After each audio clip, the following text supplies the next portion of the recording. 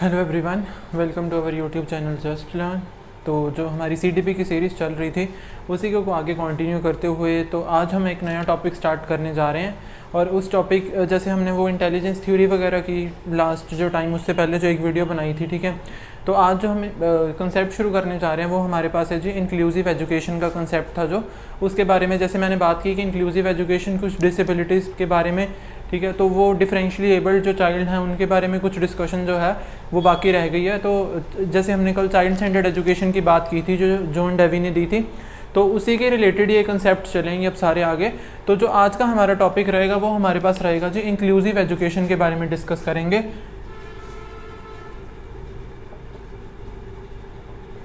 अब ये inclusive education होता क्या है, सबसे पहले तो हमें ये समझना बहुत ज़रूरी है। इंक्लूसिव एजुकेशन जी होता है कि भी सबसे पहले जो मेन इंपॉर्टेंट जो बात कहूँ मैं कि इंक्लूसिव एजुकेशन ये है कि सबसे पहले इंक्लूसिव एजुकेशन से पहले कुछ दो कंसेप्ट आए थे, वो भी हम लिख लेते हैं साथ में, वो भी डिस्कस करेंगे। सबसे पहले कंसेप्ट आया था स्पेशल एजुकेशन का, देन कंसेप्ट आया हमारे पास इंटीग्रेटेड एजुकेशन, फिर उसके बाद जो एक नया कंसेप्ट आया हमारे पास इंक्लूसिव एजुकेशन का, ठीक है जी। तो ये तीन कंसेप्ट्स जो एजुकेशन के चलते आ रहे हैं, जो पर्टिकुलरली अब चल रहा है हमारा वो हमारा इंक्लूसिव एजुकेशन का चल रहा है, ठीक है जी। जो स्पेशल एजुकेशन का कंसेप्ट आया था वो हमारे पास आया था 1954 में। तो ईयर ये याद रखना थोड़ा ज़रूरी बन जाता है, कई बार क्वेश्चन पूछ लिया जाता है। तो उसके बाद इंटीग्रेटेड एजुकेशन का जो कंसेप्ट था हमारे पास वो आया हमारे पास 1974 में। और उसके बाद जो हमारा इंक्लूसिव एजुकेशन का 1990 या 19 मतलब लेट 90s में ये वाला कंसेप्ट जो इंक्लूसिव एजुकेशन का कंसेप्ट आया था। तो सबसे पहले हम समझते हैं स्पेशल एजुकेशन का क्या। स्पेशल एजुकेशन का ये कंसेप्ट था कि जो डिफरेंशियली एबल्ड चाइल्ड हैं, चाहे वो मेंटली रिटार्डेड की बात नहीं करेंगे हम, जो भी मतलब कोई डिसेबल है, ठीक है, उनको कोई दिक्कत है, कोई उनका मतलब कि ऑर्थोपेडिकली या हैंडीकैप्ड, ठीक है, तो कोई भी उनको दिक्कत है, अगर माने तो हम बात करें कोई उनको कल्चर, जेंडर, रिलीजन सब कुछ मतलब कि जो फिर उसके बाद आ गया कि डिसेबल्ड जो चाइल्ड हैं, डिफरेंशियली एबल्ड चाइल्ड है जिनको कोई दिक्कत है, चाहे बॉडी में है चाहे कोई चीज़ में भी पर्टिकुलरली, या कोई इनको लर्निंग डिसेबिलिटी है, तो उनके लिए क्या है, एक स्पेशल स्कूल्स को कंस्ट्रक्ट किया गया जिनमें सिर्फ वो स्पेशल नीड्स के बच्चे, ठीक है, स्पेशल नीड्स के जिनको रिक्वायरमेंट है वो जो बच्चे हैं वो पढ़ेंगे, ठीक है। तो वो एक स्पेशल एजुकेशन का कंसेप्ट आया। फिर उसके बाद इंटीग्रेटेड एजुकेशन का कंसेप्ट आया। इंटीग्रेशन का मतलब है ये है कि इकट्ठा करना, इकट्ठा लेके चलना सबको, ठीक है। फिर इसमें बात की गई कि नॉर्मल स्टूडेंट्स और जो जिनको स्पेशल नीड्स वाले स्टूडेंट हैं उन दोनों को इकट्ठा किया गया, ठीक है। यहाँ पे क्या हुआ, स्पेशल नीड्स वाले बच्चे या कहीं हम नॉर्मल बच्चे हैं जो, उन दोनों को इकट्ठा किया गया, ठीक है। उन दोनों को इकट्ठा तो कर लिया गया, बट कोई स्पेशल नीड्स वाले जो बच्चे हैं उनको कोई मतलब कि स्पेशल फैसिलिटीज़ प्रोवाइड नहीं की जाती थी इसमें। अगर मान लो कोई बच्चा चल नहीं सकता है, कोई उसके लेग में प्रॉब्लम है, ठीक है, तो ये होना चाहिए ना कि अगर बात करिए इंटीग्रेटेड एजुकेशन की, हाँ भी अगर उनको भी आप स्कूल में लेके आ रही हो नॉर्मल बच्चों के साथ, तो ये एक चेयर्स के साथ रैम्प भी बना होना चाहिए, व्हील चेयर की इक्विपमेंट होनी चाहिए, ठीक है। बट इसमें क्या किया गया था, इसमें ज़रूरी नहीं है कि रैम्प बनवा के देंगे या व्हील चेयर को प्रोवाइड किया जाएगा, सिर्फ ये हो सकता है कि चेयर्स ही हों। बस सिंपल इतना है कि आपने बच्चे को एडमिशन दे दिया, बट उसके नीड के अकॉर्डिंग जब हमने कुछ काम नहीं किया, ठीक है, तो वो कौन सा कंसेप्ट आया था, वो इंटीग्रेटेड एजुकेशन का कंसेप्ट आया।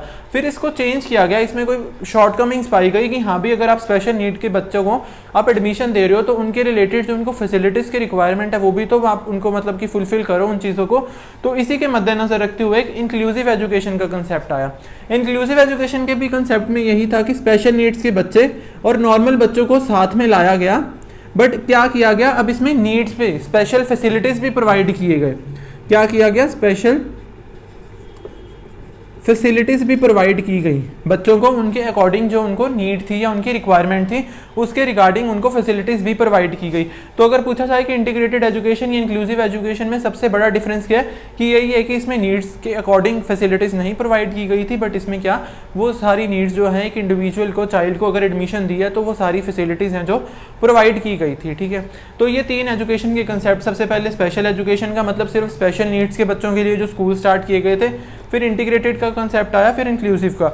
जो ये इंक्लूसिव एजुकेशन में बात करें तो हम सारा जो करिकुलम है या सारा एजुकेशन सिस्टम है या जो भी मतलब कि सेटअप है सारा स्कूल्स का, वो स्पेशल मतलब कि नीड्स के अकॉर्डिंग सब बच्चों के वो उसी को मतलब लेके रखते मद्देनज़र रखते हुए वो चीज़ें जो हैं सब स्कूल में वैसी ही की जाएंगी जैसे जैसे जिसकी रिक्वायरमेंट है।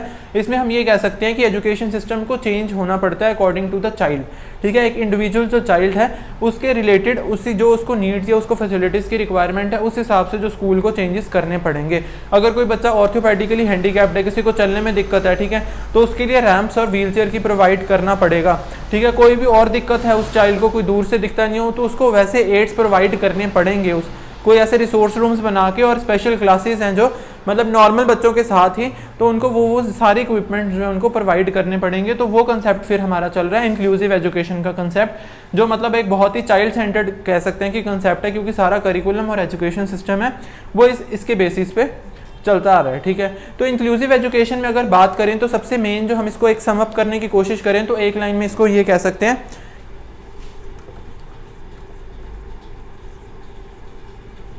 सेग्रीगेशन इज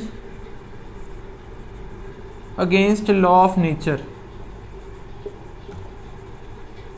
सेग्रीगेशन का मतलब होता है जी सेपरेशन या सेपरेट करना, ठीक है। अब इनका ये कहना है कि इंक्लूसिव एजुकेशन की बात करें कि segregation is against the law of nature, ठीक है, कि जब हम नेचर में है, हमारी जो नेचर है हमें सब कुछ वो प्रोवाइड कर रही है विदाउट एनी, मतलब कि कोई सेपरेट नहीं किया जाता हमें नेचर द्वारा कि अगर वो छाया मतलब कोई पेड़ है वो छाया प्रोवाइड कर रही है, फल प्रोवाइड कर रही है, वो ये देखे तो नहीं कर रही ना कि हाँ भी इसको कोई प्रॉब्लम है या कोई दूसरे जेंडर से है, कास्ट से है या कोई कल्चर है इसका अलग है, ठीक है। वो सबको इक्वल जो है उसको जो भी उसका फैसिलिटीज़ हैं वो इक्वली सबको प्रोवाइड कर रही है। तो इन्होंने फिर यही इसीलिए इंक्लूसिव कंसेप्ट का जो एजुकेशन का कंसेप्ट लाया गया, इसमें ये कहा गया कि एजुकेशन फॉर ऑल का कंसेप्ट कि जब नेचर हमें हमारे में कोई सेपरेशन नहीं कर रही है तो फिर जो हम क्यों करें, ठीक है। तो इन्होंने ये इसीलिए कहा था कि सेपरेट सेग्रीगेशन है जो वो अगेंस्ट है लॉ ऑफ नेचर का, फिर इसीलिए एजुकेशन फॉर ऑल का कंसेप्ट आया जिसमें हम इंक्लूसिव एजुकेशन की बात करते हैं। तो ये ईयर्स याद रखना जरूरी है और इंक्लूसिव एजुकेशन, इंटीग्रेटेड एजुकेशन और स्पेशल एजुकेशन के बारे में हमें थोड़ा बहुत पता होना चाहिए। फिर ये बात करें कि एजुकेशन फॉर ऑल किस में बात की गई थी, तो वो हमारा इंक्लूसिव एजुकेशन में आएगा, ठीक है जी। तो अब इसी में यही कहा गया कि you can not separate child from on the basis of culture, culture के बेसिस पे आप सेपरेट मत करो चाइल्ड को, जेंडर के बेस पे, लैंग्वेज के बेस पे, उसकी मेंटल एबिलिटीज़ है उसके बेसिस पे, उसके interest, caste, colour, creed, religion, disabilities उसको जो है उसके बेसिस पे आप किसी भी चाइल्ड को अलग नहीं कर सकते। आप उसको ये नहीं कह सकते कि हम उसको एजुकेशन नहीं प्रोवाइड करेंगे, it is against the law, क्योंकि ये इंक्लूसिव एजुकेशन का कंसेप्ट है जो अब हमारे जो चल रहा है फिलहाल एजुकेशन सिस्टम में, ठीक है जी। तो ये आया कुछ इंट्रोडक्शन का, यहाँ हम बेसिकली डिफरेंस जो थे तीनों सिस्टम्स में क्या डिफरेंट था और क्या इंक्लूसिव एजुकेशन का मेन आइडिया क्या है, हमें उसके बारे में थोड़ा पता लगा, ठीक है जी। और इंक्लूसिव एजुकेशन में अगर बात करें तो यही है कि इंक्लूड करना किसी बच्चे को, चाहे उसको कोई डिसेबिलिटी है चाहे कुछ, अगर वो नॉर्मल चाइल्ड भी है, और उसका ध्यान में रखते हुए जो पूरा एजुकेशन सिस्टम है या करिकुलम है उस हिसाब से डिज़ाइन किया गया, ठीक है। तो उसके बाद फिर हम बात करें बेसिकली इसमें यही है कि स्कूल, इसमें ये नहीं है कि बच्चे को यहाँ इंटीग्रेटेड एजुकेशन में क्या माना जाता था, इसमें ये कहा जाता था कि बच्चे को ला दिया हमने, अब वो उसकी हेडेक है, ठीक है, कि उसने पढ़ना है, कैसे पढ़ना है वो खुद देखेगा। इसमें ये था कि स्कूल को कोई बर्डन नहीं होता, बच्चे पे बर्डन रहता है जो जिसको प्रॉब्लम है। बट इंक्लूसिव एजुकेशन में क्या होता है कि बच्चे पे बर्डन नहीं रहेगा, स्कूल पे, स्कूल को चेंज होना पड़ेगा according to the need of the child, ठीक है। इसमें यह था कि चाइल्ड को चेंज होना पड़ता है according to the school facilities, but इसमें क्या है, स्कूल को चेंज होना पड़ेगा, स्कूल को अपनी फैसिलिटीज चेंज करनी पड़ेंगी according to the child need. तो हम इसी ये most important child centred education को जो है एम्फेसाइज करता है जो इंक्लूसिव एजुकेशन है हमारा, ठीक है। तो ये आ गया है कुछ, ठीक है। अब इसमें कुछ फीचर्स की बात करें इंक्लूसिव एजुकेशन की, तो वो क्या है, सबसे पहले तो जो टीचर है उसको सेंसिटिव रहना चाहिए। ये नहीं है कि अगर कोई दूसरे कल्चर से या किसी बच्चे को प्रॉब्लम है तो वो उसके साथ मतलब कि भेदभाव करे नॉर्मल बच्चों से अलावा, ठीक है, नॉर्मल बच्चों की तरह उसको मतलब कि साथ में उसको इक्वली ट्रीट करना पड़ेगा। जो टीचर को है उसको स्पेशल फैसिलिटीज़ प्रोवाइड करनी पड़ेंगी। टीचर ये नहीं सोच सकता कि अगर मेरी थिंकिंग उससे मैच नहीं हो रही है तो मैं उसको ऐसे बिहेव करूँ, उसके साथ ऐसे बिहेव करूँ, ये नहीं कर सकता। इंक्लूसिव एजुकेशन में हमेशा टीचर को सेंसिटिव रहना पड़ेगा बच्चों के मामले में, ठीक है जी। सेकंड है सेग्रीगेशन नहीं कर सकते, सेपरेट नहीं कर सकते। आप ये नहीं कर सकते कि हाँ भाई अगर ब्लाइंड स्टूडेंट है क्लास में तो उसको अलग बिठा दो, बाकी नॉर्मल बच्चे अलग, और आप नॉर्मल के अकॉर्डिंग पढ़ा लो तो उसको अलग कर दो। ऐसा सेग्रीगेट नहीं कर सकते, आप सेपरेट नहीं कर सकते बच्चों को, ठीक है। थर्ड है डिफरेंशिएटेड इंस्ट्रक्शंस, कि बच्चों को डिफरेंशिएटेड, मतलब बच्चों के अकॉर्डिंग उनको जो अलग अलग इंस्ट्रक्शंस हैं उस हिसाब से प्रोवाइड करनी चाहिए टीचर को, ठीक है। फिर उसके बाद चाइल्ड सेंटर्ड एजुकेशन, जो मैंने आगे भी बात की है, तो चाइल्ड सेंटर्ड एजुकेशन है जो इंक्लूसिव एजुकेशन। फिर उस हिसाब से एड्स प्रोवाइड करने चाहिए। अगर कोई ब्लाइंड स्टूडेंट है, ब्रेल लैंग्वेज की यूज़ करके, ठीक है, अगर किसी को कम सुनाई देता है तो उसको बेंचेस में आगे बिठाना चाहिए, जिनको कम दिखता है उनको आगे बिठाना चाहिए, ठीक है। तो ये कुछ ऐसे एड्स डिफरेंट, और जो टीचर्स को अपनी मतलब कि हम ये कह सकते हैं कुछ ऐसी स्ट्रेटजीज बनानी चाहिए कि बच्चों को आसानी रहे और बच्चों को ध्यान में रखते हुए अपना जो पूरा सिस्टम है मेंटेन करना चाहिए। फिर उसके बाद है कि कुछ गिफ्टेड चाइल्ड्स हैं कि जिनकी मतलब कि IQ 140 से अबव है मान लो, ठीक है, वो हमारे गिफ्टेड चाइल्ड आते हैं, ठीक है। तो उसमें क्या है, अगर वो मतलब कि अब क्लास में कोई काम चल रहा है, आप ऐसी भी नहीं कर सकते कि हाँ भाई आप गिफ्टेड चाइल्ड को लेके कि जो बहुत ही सुपीरियर है उसको लेके स्पीड इतनी बढ़ा दे कि जो बाकी नॉर्मल बच्चे हैं उनको कुछ समझ ही ना आए, ठीक है। तो सबको उनको अकॉर्डिंग चलना चाहिए, एनरिच्ड करिकुलम होना चाहिए कि अगर मान लो कि जो गिफ्टेड बच्चा है अगर वो काम पहले कर रहा है तो उसको और थोड़ा लेवल अप करके सिर्फ उसी को, ठीक है, उसको थोड़ा लेवल अप देके और आपको उसको क्वेश्चन दे सकते हैं ऐसे। बट आप ये नहीं कर सकते कि सिर्फ एक पर्टिकुलर बच्चे के बजाय आप बाकियों को निगलेक्ट करके स्पीड इतनी खींच दो कि हाँ भी उसको समझ तो आ ही रहा है। सबकी नीड्स के अकॉर्डिंग चलना चाहिए आपको। तो एक एनरिच्ड करिकुलम होना चाहिए जो इंक्लूसिव एजुकेशन में बात करें हम। फिर एक बैलेंस्ड अप्रोच, बैलेंस मतलब कि सारे स्टूडेंट्स को इक्वली बैलेंस करके, सारे एस्पेक्ट्स को इक्वली बैलेंस करके आपको चलना चाहिए। आप सिर्फ एक मतलब एक तरफ नहीं जा सकते, पार्शियलिटी तो बिल्कुल ही नहीं होनी चाहिए जो हमारी इंक्लूसिव एजुकेशन की अगर हम बात करें तो, ठीक है। तो ये हमारा कुछ कंसेप्ट था इंक्लूसिव एजुकेशन का, ठीक है। अब इंक्लूसिव एजुकेशन में क्या कुछ मतलब कि हम कह दें कि कौन से बच्चे हैं जो, या कोई इंडिविजुअल है वो कौन कौन इंक्लूडेड है, हम उसकी बात कर लेते हैं।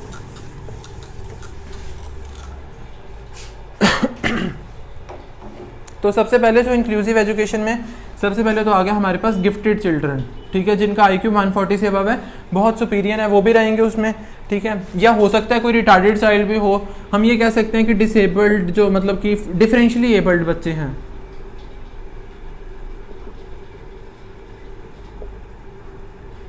ठीक है, डिफरेंशियली एबल्ड हैं। उसके बाद हमारे पास आ गया बैकवर्ड मतलब जो अपनी उम्र से पीछे थोड़ा चलता हो, ठीक है। फिर उसके बाद क्या आ गया, सिंगल पेरेंट चाइल्ड मतलब कोई एक पेरेंट है, या मदर है या फादर है, तो दूसरा नहीं है, सिंगल पेरेंट चाइल्ड, ठीक है। फिर उसके बाद आगे कुछ लर्निंग डिसेबिलिटीज बच्चों की हो, ठीक है। फिर उसके बाद आगे नॉर्मल बच्चे भी रहेंगे इसी में, और कुछ और जैसे ADHD हो गया हमारा।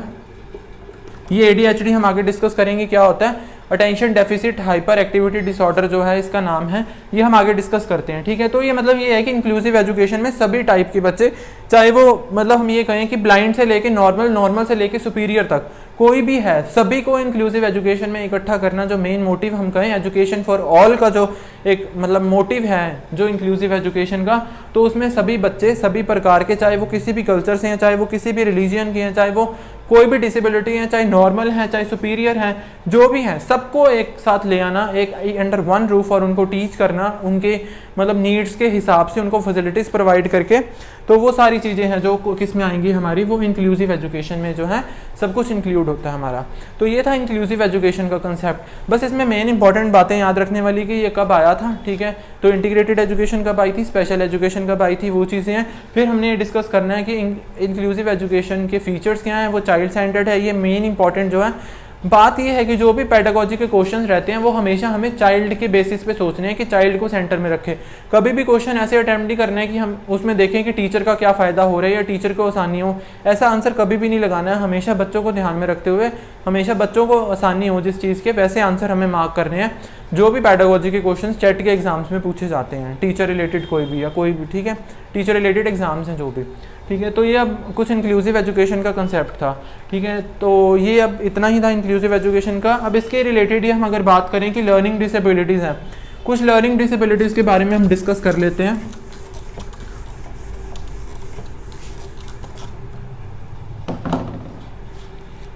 जो मेन इंपॉर्टेंट जो लर्निंग डिसेबिलिटीज़ हैं जो एग्ज़ाम पॉइंट ऑफ व्यू से हम वही डिस्कस करेंगे।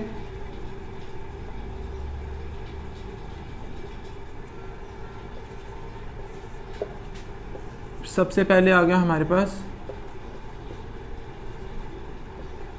डिसलेक्सिया, डिस्ग्राफिया,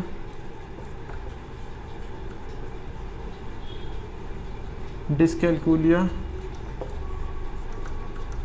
डिस्फेजिया,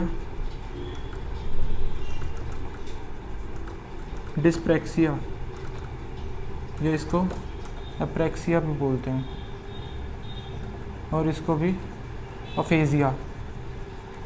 अब हम ये डिस्कस कर लेते हैं कुछ लर्निंग डिसेबिलिटीज़ हैं हमारी जो पेपर पॉइंट ऑफ व्यू से बहुत ज़्यादा इंपॉर्टेंट है। ये 5 इनफ हैं। तो लर्निंग डिसेबिलिटीज़ की अगर बात करें, डिसलेक्सिया, डिसग्राफिया, डिसकैलकुलिया, डिस्फेजिया या अफेजिया भी बोलते हैं, डिस्प्रैक्सिया या अप्रैक्सिया भी बोलते हैं। ठीक है जी, हम ये डिस्कस करते हैं कि ये चीज़ है क्या।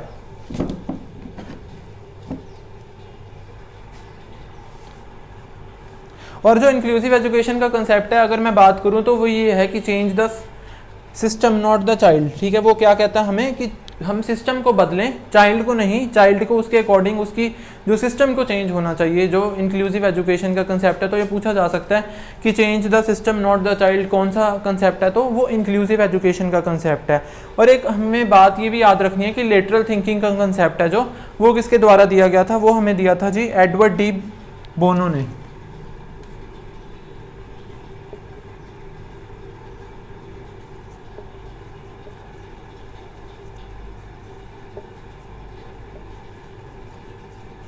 लेटरल थिंकिंग मतलब कि हम दूसरे से थोड़ा अलग सोचें कि हाँ भी अगर कोई बाकी सब कह रहे हैं कि ये चीज़ ऐसे होगी तो हम अपना माइंड यूज़ करके कुछ ऐसी थिंकिंग लगाएं कि हम ये कहें कि हाँ भी इस तरह भी हो सकता है। अपनी कुछ अलग थिंकिंग, डाइवर्जेंट थिंकिंग की बात करें लेटरल थिंकिंग की, तो वो किसके द्वारा दी गई थी, एडवर्ड डी बोनो ने दी थी। और अगर ब्रेनस्टॉर्मिंग की बात करें तो वो किसने दिया, एफ ऑसबॉर्न ने दिया था। ये कुछ इंपॉर्टेंट बीच में से पॉइंट्स मिल गए तो इसीलिए मैंने ये हमने किया नहीं था, तो ये इसीलिए अब बता रहा है। ठीक है, अब डिसलेक्सिया आ गया। डिसलेक्सिया क्या है, जब किसी इंडिविजुअल को रीडिंग में डिफिकल्टी आए, रीडिंग डिफिकल्टी। ठीक है, रीडिंग डिफिकल्टी क्या, कुछ लाइन स्किप कर दे, कुछ वर्ड स्किप कर दे, या स्किप वर्ड्स को उल्टा पुल्टा बोले। अगर मैं कहूँ कि 100 है, उसको वास बोल दे। ठीक है, अगर गॉड को, या हम कहें कि डॉग को गॉड बोल रहा है ऐसे। ठीक है, तो ये जो वर्ड्स में दिक्कत आ रही है, उसको रीडिंग डिफिकल्टी आ रही है, तो उसको क्या कहते हैं जी, डिसलेक्सिया बोलते हैं। ठीक है, क्वेश्चन पूछा गया था, क्वेश्चन डायरेक्टली कि मतलब कि कोई इंडिविजुअल है वो 100 को वॉस बोल रहा है, गॉड को डॉग बोल रहा है, तो उसको क्या प्रॉब्लम आएगी, क्या प्रॉब्लम है उसको। तो ऑप्शन दे दिए, डिस्ग्राफिया, डिसकैलकुलिया, डिसलेक्सिया। तो हमारा जो आंसर रहेगा वो आएगा डिसलेक्सिया। जब रीडिंग में दिक्कत हो तो डिसलेक्सिया। फिर उसके बाद आ गया डिसग्राफिया हमारे पास, जब उसको लिखने में दिक्कत हो। ग्राफिया से याद रखो लिखने से, राइटिंग डिसऑर्डर,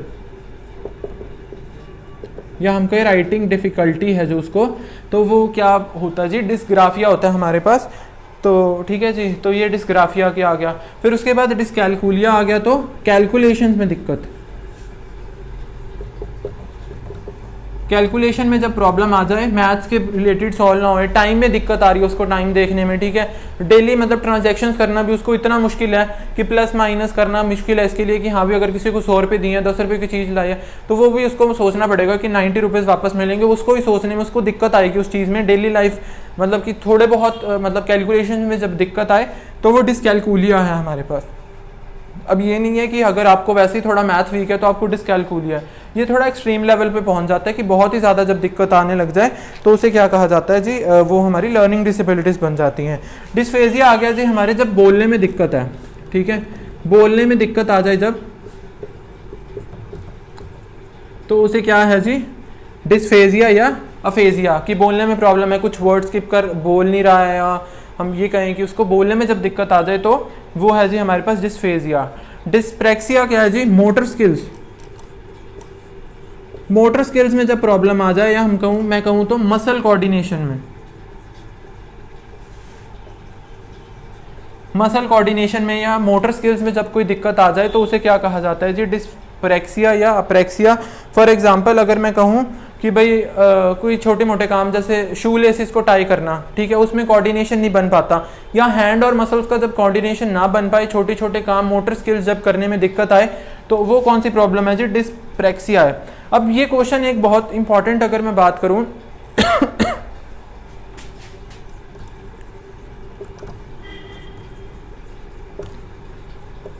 जब हैंड या हम कहें मसल की कोऑर्डिनेशन में जब बोलने में भी दिक्कत आ जाए तो उसे कहा जाता है मोटर स्पीच डिसऑर्डर। तो अब ये कौन सी प्रॉब्लम है, डिस्प्रैक्सिया या अप्रैक्सिया। अब लास्ट टाइम क्वेश्चन आया था कि मोटर स्पीच डिसऑर्डर आ जाए तो हमें आंसर मार्क करना है डिस्प्रैक्सिया। अगर उन्होंने सिंपल बोल दिया कि बोलने में दिक्कत है, ठीक है, स्पीकिंग में प्रॉब्लम है, कोई मोटर की भी बात नहीं की, तो हमारा आंसर क्या आएगा जी, डिस्फेजिया आएगा। तो ये बात याद रखना, इसमें कंफ्यूज मत होना। अगर वो सिर्फ बोलने में दिक्कत कह रहे हैं तो वो हमारे पास आएगा डिस्फेजिया। बट अगर उन्होंने कहा कि मोटर स्पीच डिसऑर्डर है, कि हाँ भी उसके बोलने में दिक्कत है, क्यों दिक्कत है, क्योंकि मोटर डिसेबिलिटी है, तो तब हमारा आंसर क्या आएगा, डिस्प्रेक्सिया आएगा। ठीक है जी। तो ये 5 जो हमारी लर्निंग डिसेबिलिटीज़ हैं, ये कुछ इंपॉर्टेंट, जो बहुत इंपॉर्टेंट हैं पे पॉइंट ऑफ व्यू से, और ये इंक्लूसिव एजुकेशन का कंसेप्ट बहुत इंपॉर्टेंट है। अगर सीटेट में बात की जाए तो 5 नंबर का तो सीधा सीधा सिलेबस में लिखा हुआ है। तो बाकी जो कोई भी एग्जाम है, चाहे एचटेट है, पीटेट है, रीट है, उसमें भी इनके रिलेटेड इंक्लूसिव एजुकेशन और ये डिसेबिलिटीज़ के रिलेटेड बहुत सारे क्वेश्चन पूछे जाते हैं। तो इनको करना बहुत ज़रूरी है और इसको ध्यान से इस वीडियो को ज़रूर देख लें आप एक बार। तो ये लर्निंग डिसेबिलिटीज़ की बात हुई। अब कुछ और भी जो लर्निंग डिसेबिलिटीज़ नहीं कह सकते कोई और भी दिक्कतें जब आती हैं तो वो भी डिस्कस कर लेते हैं। जैसे अब ADHD की बात की थी मैंने, ADHD अटेंशन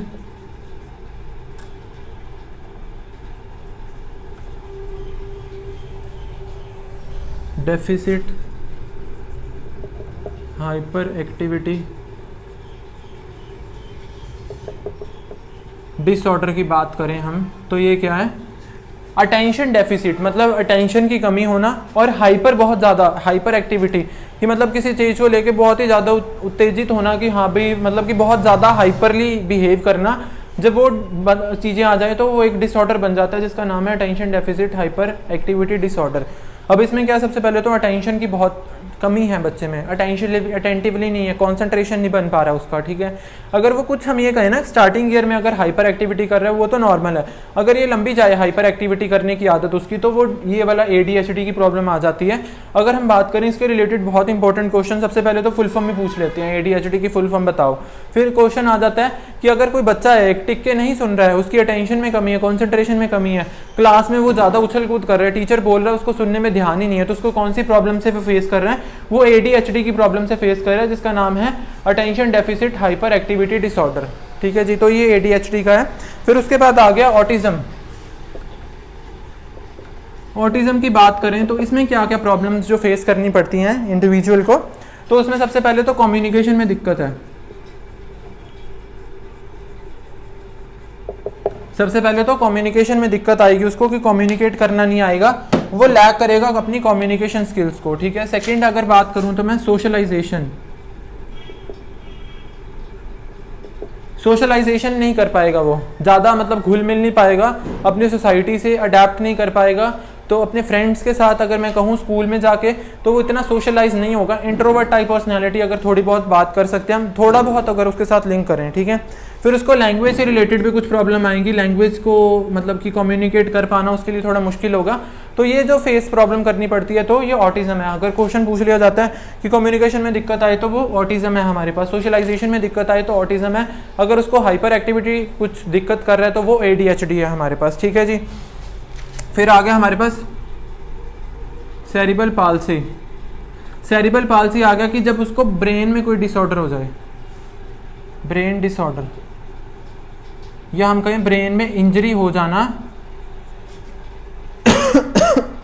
बचपन में ही हम कहें कुछ इंजरी होगी उसको, या जन्म टाइम कोई ऐसी मतलब कि नस वगैरह पे कोई दबाव आ गया कुछ है, जब उसका ब्रेन डिसऑर्डर, ब्रेन इतना प्रॉपरली फंक्शन नहीं करेगा, कुछ एक्टिविटीज़ में उसको प्रॉब्लम आएगी, तो तब कौन सा जो पूछा गया तो वो है हमारे पास सेरिब्रल पैल्सी। ठीक है।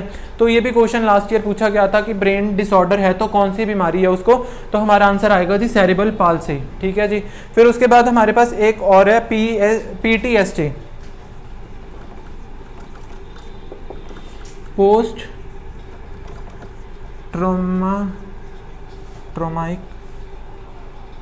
Traumatic stress disorder. ठीक है जी।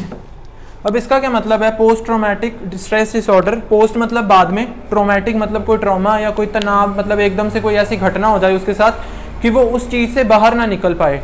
ठीक है, उस चीज़ से बाहर ना निकल पाए और उसी की स्ट्रेस में जो उसको प्रॉब्लम बहुत लंबे टाइम तक रहे, कि अगर कोई उसके साथ ऐसी घटना होगी, कोई उसके साथ ऐसा कोई बात होगी, उसका एक्सीडेंट हुआ कि वो उस चीज़ से बाहर ही नहीं निकल पा रहा है।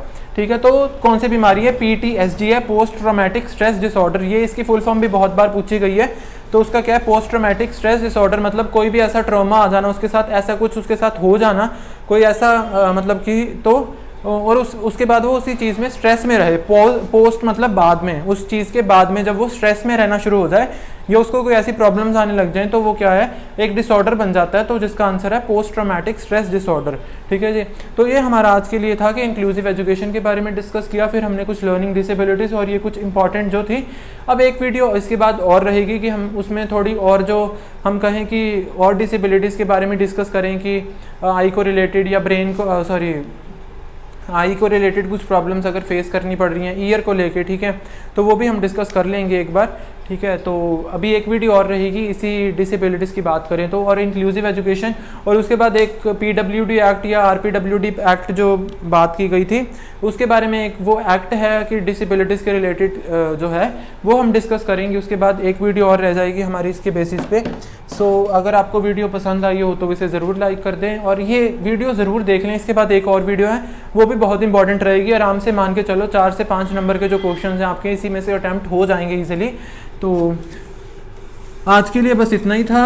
अगर वीडियो अच्छी लगी हो तो इसे ज़रूर लाइक कर दें। अगर अभी चैनल पे नए हो तो वीडियो आज देख रहे हो तो हमारे चैनल को ज़रूर सब्सक्राइब कर रहे हैं।